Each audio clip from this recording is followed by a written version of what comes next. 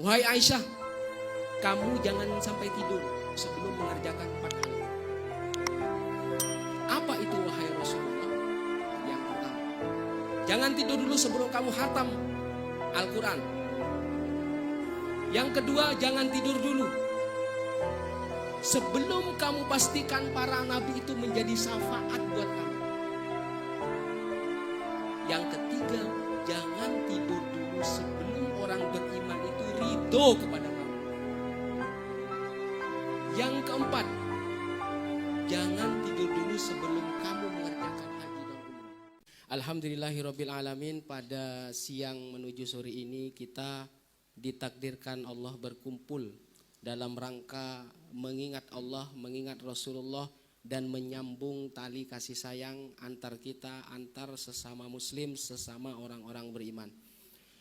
Kita tahu bahwasannya kita dilahirkan di dunia ini tidak luput dari tujuan satu, yaitu beribadah kepada Allah Subhanahu wa taala.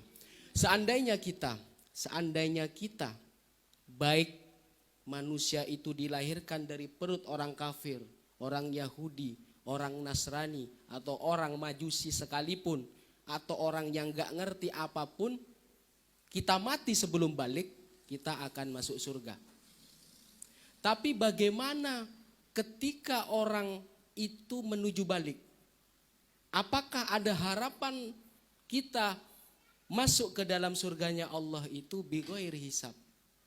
Maka Allah memberikan rambu, memberikan tempat, dan memberikan waktu di mana kita tidak lupa asal dari kita, yaitu untuk menyembah Allah.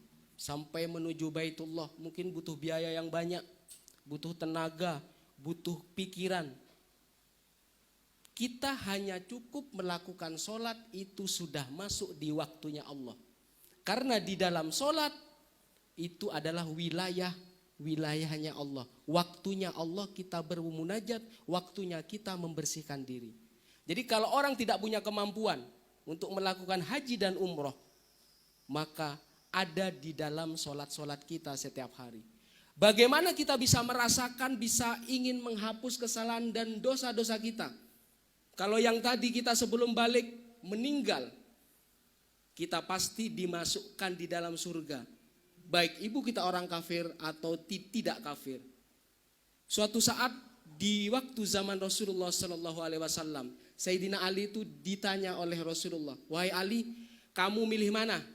Mati dalam keadaan bayi masuk surga, atau mati dalam keadaan dewasa tetapi belum tentu masuk surga?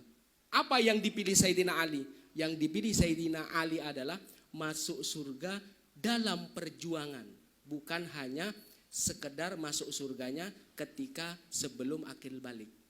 Itulah inti kita di dalam kehidupan kita di dunia, bahwa kita itu butuh perjuangan. Agar apa? Agar pikiran yang negatif, sesuatu yang menimpa kita, atau misalkan kita diberikan nasib yang buruk, akan runtuh dan rontok dengan ikhtiar kita, dengan perjuangan kita, ditambah doa. Jadi ada yang mengatakan doa itu merubah takdir. Karena yang mengatur takdir itu adalah Allah Subhanahu wa taala. Maka merubahnya dengan kita minta, dengan kita merengek-rengek, baik di dalam doa atau munajat kita. Itu kita pinta di dalam doa kita agar apa? Agar kita menjadi orang-orang yang beruntung. Kita hapus di dalam daftar orang yang namanya daftar syakowah, orang-orang yang buntung, orang-orang yang tidak beruntung, agar kita apa? Menjadi orang-orang yang muflihun. Maka ketika orang susah dalam keadaan itu, ada 4 hal yang harus kita ingat, yang harus kita kerjakan. Ini merujuk kepada hadis Rasulullah SAW. Riwayat Rasulullah ketika bercakap bersama istrinya Siti Aisyah. Ini terjadi ketika zaman Rasulullah waktu berada di dalam rumah. Wahai Aisyah, kamu jangan sampai tidur. Jangan tidur dulu sebelum mengerjakan 4 hal. Apa itu wahai Rasulullah? Sebelum tidur kamu harus menghatamkan Quran. Ini yang pertama. Jadi sebelum tidur itu kamu harus menghatamkan Quran. Jangan tidur dulu sebelum kamu hatam Al-Quran. Yang kedua, jangan tidur dulu sebelum kamu pastikan para nabi itu menjadi syafaat buat kamu. Yang ketiga, jangan tidur dulu sebelum orang beriman itu ridho kepada kamu. Yang keempat, jangan tidur dulu sebelum kamu mengerjakan haji dan umroh. Saya tunggu kamu. Setelah itu, setelah Rasulullah itu bercakap-cakap dengan Aisyah, akhirnya masuk ke dalam kamar, melakukan sholat. Melakukan sholat, biasanya sholatnya Rasulullah itu lama. Ya kalau misalkan itu bisa sampai 1 jam. Setelah selesai satu jam, akhirnya kembali ke ruang tamu. Lalu Siti Aisyah ini protes, kayak menyanggah. Bagaimana saya mengerjakan 4 hal dan itu berat dikerjakan hanya 1 jam saja wahai Rasulullah. Fatabas sama Rasulullah. Jadi Rasulullah akhirnya senyum. Jadi senyum melihat sikap Siti Aisyah. Karena betapa susahnya 4 hal itu dikerjakan hanya butuh waktu 1 jam saja. Wahai Aisyah, apakah kamu sudah menghatamkan Quran? Belum wahai Rasulullah. Al-Quran itu banyak sekali dan susah untuk menghafalkan itu. Kenapa kamu melihat Quran yang begitu banyaknya? Kamu tidak perlu repot-repot. Cukup baca Qul huwallahu ahad. Orang yang membaca Qul huwallahu ahad 1 kali itu sama membaca Al-Quran sepertiganya Quran. Berarti kalau ingin hatam membaca 3 kali. Itu sama dengan menghatamkan Al-Quran. Baca Qul huwallahu ahad. Saking mulianya Qul huwallahu ahad. Qul huwallahu ahad. Jadi biasanya ada yang namanya, kita mengenal zikir itu huwa. Itu domiru sya'nin. Domir yang ada di sana itu Allah. Berarti Allah itu cowok. Karena huwa, bukan hiya. Sesuatu yang gaib, yang tidak kita kenal, itu pasti menggunakan domir laki-laki. Bukan berarti objek yang kita ajak bicara, objek yang kita bicarakan itu cowok. Itu menunjukkan kegaibannya, kerahasianya. Maka selalu menggunakan domir dia laki-laki huwa. Qul huwallahu ahad. Katakanlah Muhammad, sesungguhnya dia itu Tuhan yang Maha Esa. Bagaimana ayat ini turun sampai disuruh mengatakan kul, katakanlah huwallahu, dia Allah yang Maha Esa. Suatu saat Rasulullah itu dipanggil kaum Quraisy. Kaum Quraisy itu pengen tahu dia. Jadi Rasulullah dipanggil, dikumpulkan orang yang penyembah Lata, penyembah Uzza, penyembah Manat, penyembah Hubal, dan itu semua berhala-berhala. Kebanyakan di zaman dulu itu berhala-berhala itu terbuat dari emas, dari perak, atau dari nuhas, atau baja, atau lain-lain. Dan itu biasanya wujud penghormatan dia, penyembahan dia terhadap berhala yang dianggap mereka itu adalah Tuhan. Jadi dipanggil orang penyembah berhala, ingin menanyakan kepada Rasulullah tentang Tuhannya Muhammad. Akhirnya mereka bertanya, wahai Muhammad, tunjukkan kepada kita terbuat dari apa Allah itu. Min ayyi syai'in. Jadi dia itu terbuat dari apa? Amin dahabin, amin fiddatin, amin nuhasin, amin hadidin. Apakah dia terbuat dari emas, terbuat dari perak, terbuat dari baja, atau terbuat dari besi? Karena Rasulullah itu yang diandalkan jawaban berkaitan dengan tauhid itu, berkaitan dengan apalagi mereka itu seolah-olah menghakimi Rasulullah SAW. Akhirnya wahyu turun. Maka surat Ikhlas itu turun. Qul huwallahu ahad. Katakan Muhammad, Tuhan kamu itu satu. Dia satu, dia Allah Esa. Allahus somad. Jadi Tuhanmu itu tidak tergantung kepada siapapun, kepada apapun. Tetapi semua makhluk muhtajuna ilaihi. Semua makhluk itu tergantung kepada Allah. Maka disebut as-somad. Lam yalid wa lam yulad. Dia tidak melahirkan. Dia tidak punya jenis kelamin. Lam yalid, tidak melahirkan. Walam yulad, tidak dilahirkan. Berarti tidak punya bapak dan ibu. Tidak berjenis kelamin. Kenapa yang tadi huwa? Itu dhamir sya'an. Menunjukkan kegaibannya, ketidaktahuan kita. Sehingga menggunakan huwa. Huwa bukan berarti dia laki-laki. Hiya bukan berarti dia perempuan. Itu menunjukkan dhamir sya'an. Dhamir keadaan yang kita nggak tahu. Zat Allah itu yang seperti apa? Yang penting zat Allah itu adalah esa. Walam yakul lahu kufuwan ahad. Jadi enggak ada yang sama. Laisa kamitslihi syai'un. Jadi enggak ada sama. Jadi kalau dibandingkan dia tidak seperti emas, tidak seperti perak, tidak seperti nuhas, baja, kemudian tidak seperti hadid. Ya Allah saja, zat Allah. Itu akhirnya turun ayat itu. Maka karena saking mulianya membaca satu surat ini sepertiga Quran, membaca tiga sama-sama menghatam Al-Quran. Oh jadi yang tadi Siti Aisyah tuh paham. Oh iya, membaca surat Ikhlas 3 kali tidak butuh waktu beberapa jam, hanya butuh mungkin 1 menit. Qul Allahu ahad, Allahu samad, lam yalid walam yulad walam yakul lahu kufuwan ahad. Terus mungkin tidak sampai 1 menit. Jadi bukan maksudnya menghatamkan seluruh surat. Itu. Kemudian yang kedua, jangan sampai tidur. Sebelum para nabi menjadi syafaat buat kamu di hari kiamat kelak. Bagaimana caranya untuk memastikan? Apa yang kita baca setiap hari? Bersolawat kepada mereka. Bahkan kita di dalam sholat kita itu bersolawat kepada Nabi Ibrahim, maka disebut sholawat Ibrahimiyah.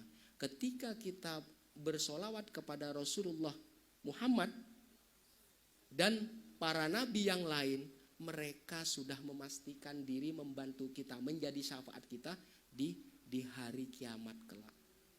Itu amin ya robbal alamin. Makanya jangan bosan bersolawat meskipun belum bisa ngaji, belum bisa lancar ngajinya. Itu jangan sampai bosan. Orang yang masih belum lancar ngajinya itu mendapat 2 pahala. Yang pertama pahala kesungguhannya. Yang kedua adalah pahala dari yang dia baca. Membaca Al-Quran bukan menghitung kalimatnya, bukan menghitung katanya, tapi menghitung hurufnya. Yang seperti apa huruf? Alif lam mim. Bukan alif lam mim tapi alif 1, lam 1, mim 1, dilipat gandakan yang 1 menjadi 10. Ditambah orang yang sungguh-sungguh sampai keringetan tuh ada itu. Orang yang baca Quran saking karena dia belum lancar, dia baca sampai keringetan. Apalagi membacanya waktu tadarus, waktu di depan orang itu kan butuh perjuangan kan. Dia menahan malu. Apakah benar bacaan kita atau tidak? Itu sangat luar biasa. Jadi jangan sampai putus asa ya. Orang yang misalkan dia masih belum lancar, tetap harus dibaca. Dan juga yang tadi, sholawat kepada Nabi Muhammad SAW dan para nabi yang lain. Kemudian yang ketiga, wahai Aisyah jangan tidur kamu. Sebelum semua kamu pastikan orang mukmin itu ridho kepada kamu. Apa yang dilakukan? Hanya meminta istighfar. Memintakan ampun bukan hanya untuk diri kita. Astagfirullahaladzim li wali walidayya wali ashabil hukukil wajibati alayya wali jami'il muslimin wal muslimat wal mu'minin wal mu'minat al ahya minhum wal amwat. Semuanya kena. Kalau kita punya tanggungan, punya hutang, orang meminjamkan uang ke kita. Jadi orang minjamkan uang ke kita ini. Kita yang punya utang. biar transaksinya lancar, atau biar kalau kita nggak punya uang, misalkan kita susah bayarnya, doakan dia, istighfar. Siapa tahu dia lembut hatinya, tidak selalu memaksa kita. Ayo, hutangnya mana? Enggak. Makanya doakan, istighfar. Bahkan istighfarnya itu kepada orang yang tidak kita sukai. Maka ketika itu kita bisa lakukan, yang ada kedamaian. Biarlah orang membenci kita, biarlah orang menghina kita, atau bahkan dia iri kepada posisi kita. Yang penting kita selalu memintakan istighfar, memintakan ampun. Istighfar kita tidak milih-milih, bukan terhadap orang yang kita senangi saja, bahkan orang yang tidak kita sukai. Maka ruhani mereka ridho kepada kita. Wahai Aisyah, kalau kamu memastikan semua orang mukmin itu ridho, maka mintakan ampun mereka. Jadi ketika kita memintakan ampun, istighfar buat mereka, orang mukmin secara rohani itu ridho kepada kita. Yang keempat ada dua kalimat yang Allah cintai. Kamu mulai dari mana? Yang depan ditaruh belakang, yang belakang ditaruh tengah. Kemudian yang tengah ditaruh di depan, itu yang mana saja kamu mulai itu tidak masalah. Apa itu? Subhanallah walhamdulillah wala ilaha illallah wallahu akbar. 4 kalimat. Jangan meremehkan 4 kalimat ini. 4 kalimat inilah yang bisa menghilangkan, bisa menghapus dosa-dosa kecil kita. Bahkan di dalam riwayat, tanaman-tanaman surga itu asalnya dari 4 kalimat ini, saking mulianya. Maka ketika 4 kalimat itu sering kita bacakan, bisa dipastikan dosa-dosa kecil kita yang tidak kita sadari, sengaja atau tidak. Ini kalau ini 4 kalimat ini hanya menghapus yang kecil. Jadi kalau yang besar itu bertobat, sholat tobat. Ini hanya menghapus yang kecil-kecil saja. Bahkan sering di dalam sholat kita dengar Subhanallah 33, Alhamdulillah 33, Allahu Akbar 33, itu 99. Ditambah apa? La ilaha illallah.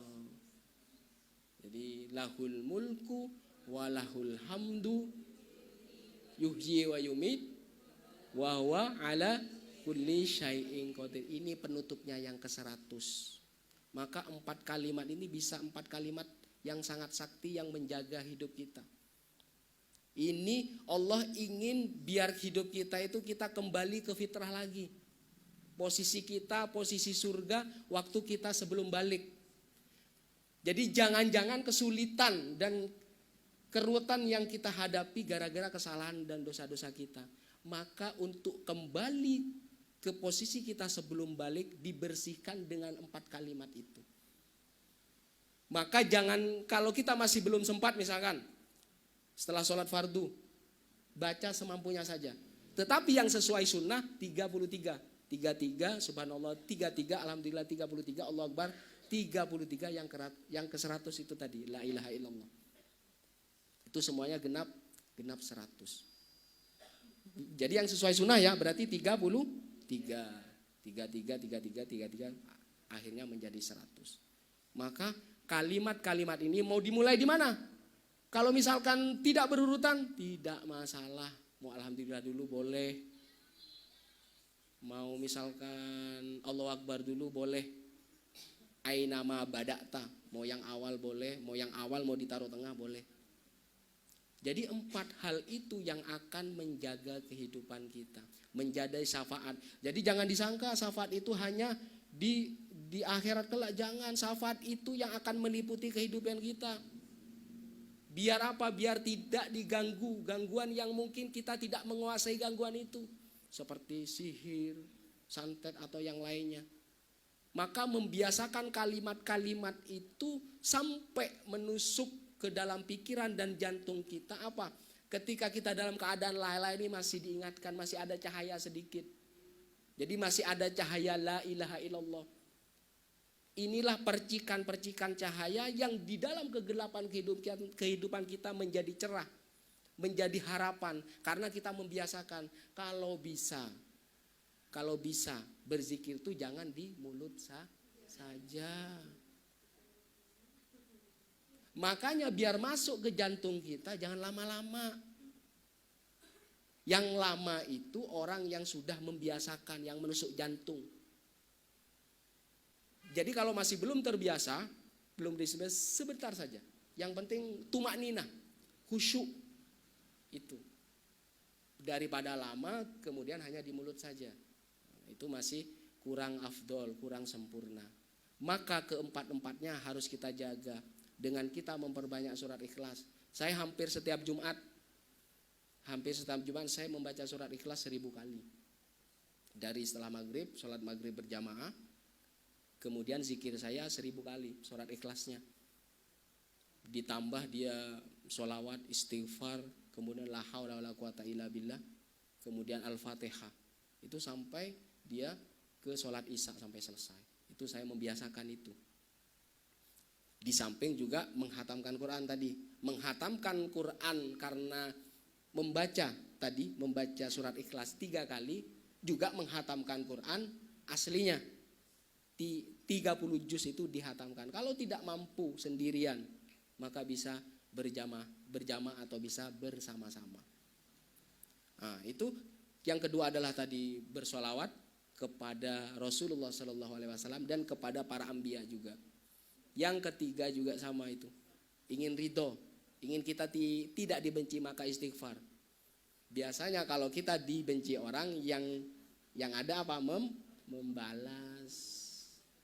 Jadi membalas. Jadi semakin lama kita dibenci semakin iri, dia semakin iri. Enggak ada timbul kesadaran. Maka ketika kita memintakan ampun, beristighfar untuk dia, secara ruhani mereka akan sadar, kok aku membenci orang yang baik ya.